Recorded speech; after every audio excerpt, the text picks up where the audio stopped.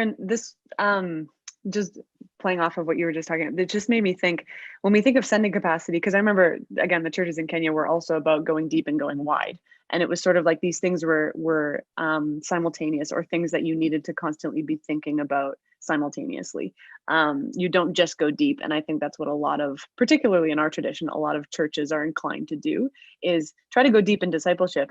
But the missiological aspect of it is missing, the actual doing something with that discipleship. Have you seen examples of discipleship in places like Liberia that look different than what we do for discipleship here, that incorporate that missional aspect?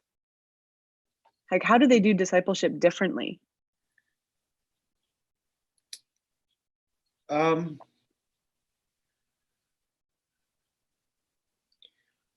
Sorry, that was a curveball question. No, it was a really good one, because you totally stumped me. I'm trying to think how I would actually describe that. I mean, I think the easy tempting answer for me is to be like, well, they just seem to be all more in, right? Like, are their churches the center of their community, and they're there 3 to 4 times a week and not like 1 hour each week. And their relationships and their social networks are all born out of that place. But I really do think that it's more than that.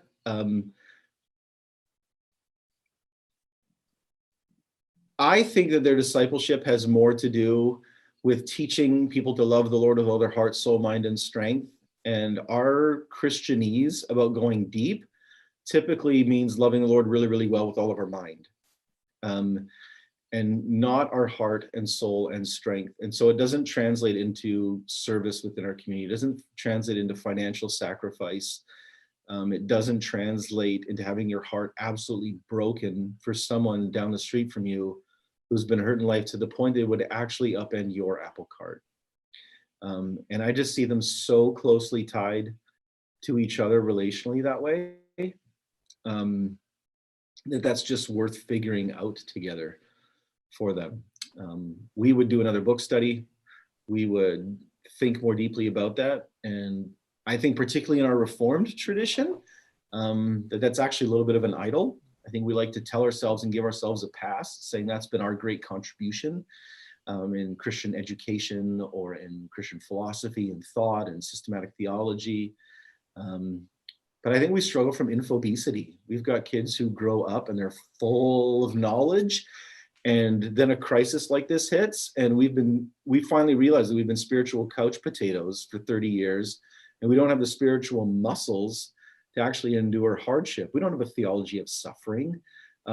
We've railed against health and wealth gospel and prosperity notions, and yet every one of us operates out of a framework that our life is supposed to move up and to the right from the day we're born until the day we retire. And I think we've got a lot of deconstruction there, I think, to do. Well, so, Aaron, keep going. Yeah.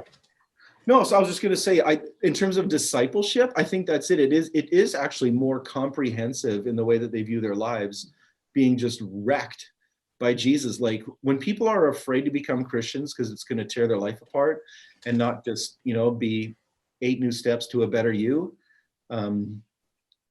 it's born out of an other-directed view of what the Spirit is doing instead of something that's much more selfishly motivated. So much of what I love that. Yeah, I wrote that one down. Infobesity. Everyone, remember that one. I did not make that up. I read that somewhere, but that was a very cruel comment. I feel very hurt by that. I was very comfortable with my infobesity, Aaron.